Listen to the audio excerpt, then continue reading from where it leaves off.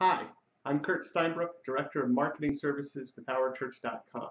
And I'm here with your monthly update of what's been going on in the search engines. It's actually been a pretty big month. There's some really big changes that have gone on, and I'm going to get to some of those in just a minute. But I want to start with Google, because Google is the biggest search engine still. And Google did yet another Panda refresh. Not that big a deal. These are becoming pretty regular at this point. If you aren't familiar with Panda was an algorithm update that they launched about 2 years ago that's all about quality. And so they look at different aspects of a web page, whether it's grammar, spelling, how much advertising is on the page, what kind of links are coming to the page, things like that, to determine the quality of that page. And then this algorithm is supposed to remove or at least demote the low quality pages and maybe give a boost to the high quality pages. Now, this isn't something that applies all the time to the search results. It's something that they actually have to manually apply, and so that's why they do these refreshes each month. So there's no real change in the algorithm, no real change in how they're looking at pages, but they do apply this, and so any new pages that have come out that are low quality, high quality, whatever, that need to be shifted around get shifted. And so in this case, we saw changes in about 1.2% of all English-based search queries. Not really a big deal. The bigger thing with Google, though, is that they changed their guidelines for Google Plus Local. And this is a significant change. They before said that if you were an organization that had multiple departments, it didn't really matter. They just wanted you to have one listing for your organization. Now they're saying if you have multiple departments, you can have multiple listings as long as they're distinct enough. So the first thing that came to mind for me was churches and schools. If a church and school were one organization, before Google was saying you can only have the one listing. Now they're saying the church can have one, the school can have one. And that's going to have a big impact because before you probably only ranked well for either church queries or school queries. Now you can actually have the two listings and do well for both of them. So that's a really significant change. What they ask is that you have different contact, that these are really distinct departments. So they look at contact for that. They look at things like the domain name for the website, the contact phone number.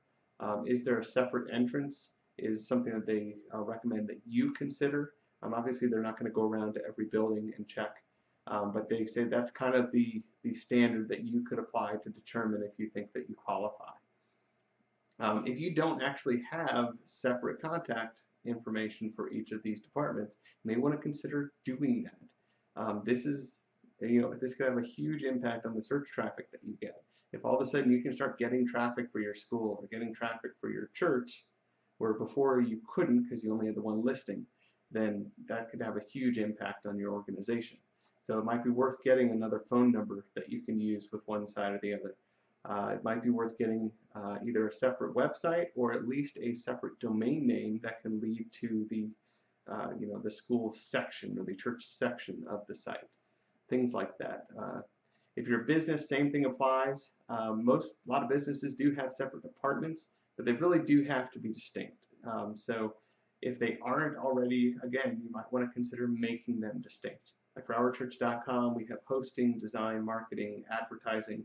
We might, if we were a local organization, we might actually create some distinct contacts for each of those departments so that we could do well in the search rankings for each of those niches. So something to consider. Another change that they made in their guidelines was for practitioners who have multiple locations. So maybe this is a lawyer or a realtor, a financial advisor that actually has separate offices in different cities or maybe in different areas of the city. You can now have separate listings for each of those physical locations.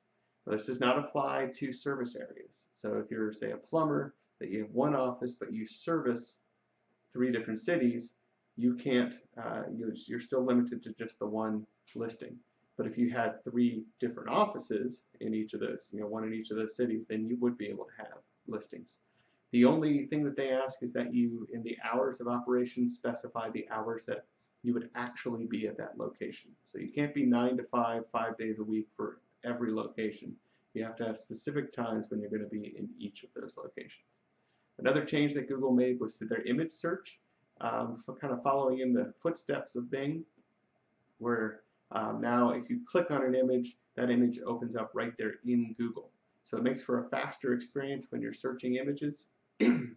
But it also might affect your traffic. If you get traffic from images, then people, when they click on those images, are no longer coming to your site.